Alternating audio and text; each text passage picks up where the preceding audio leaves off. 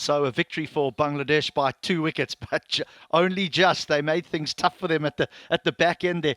Fidai, what did you make of the Afghanistan performance? Firstly, with the bat. Uh, I think they were a little below par. They lacked another 10, 15 runs. And they were in a hurry. They came and they wanted to hit fancy shots. Probably they were thinking about the rain, and that might have been in their mind, and that's why they couldn't play their natural game. But it was courtesy to that wonderful innings of 40 balls, Muhammad Nabi, 54 runs that gave some respectability to the total. So when they look back in their batting, they'll need to see that they cannot rush it, and they'll just need to spend their time out in the middle and only play to the merit of the balls. Yeah, well, many thought that 155 was past score. History tells you it's a past score. Rashid Khan thought that that would be enough. But Bangladesh they were good, but they weren't threatening.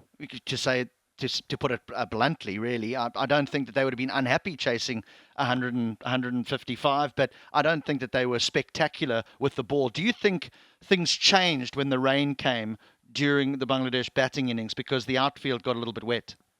Absolutely. We noticed that it was difficult for the bowlers to grip the ball. And after that, that partnership, like when Shakib fall in the 11th over, you would think that it would be really difficult for Bangladesh to chase this down. But then they put together a 73-run partnership, and that took away the game from Afghanistan. And you would tell that the ball was wet, and even maybe that's why Najib Zadran, who's one of the safest fielders of Afghanistan, was not able to hold on to that catch. So I think the wet outfield did play the role in taking the game away from Afghanistan's grasp and giving this victory to Bangladesh. But take nothing away, Kareem Jannat out of nowhere was able to get a hat trick, and I would give it to the Bangladesh batters. They were not required to hit fancy shots, but we really saw the game coming down to the wire. It was an interesting one to see.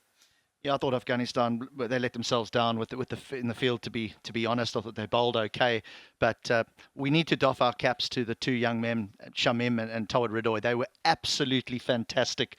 They were under pressure. The team had let them down, the top order, the senior players, for them to come in and be as composed as what they were, and for Ridoy to ensure that they get over the line. I thought that that was exceptional. I think he's a three-format player, and I think that there's a bright future for Tawad Ridoy. What about the next game for Afghanistan?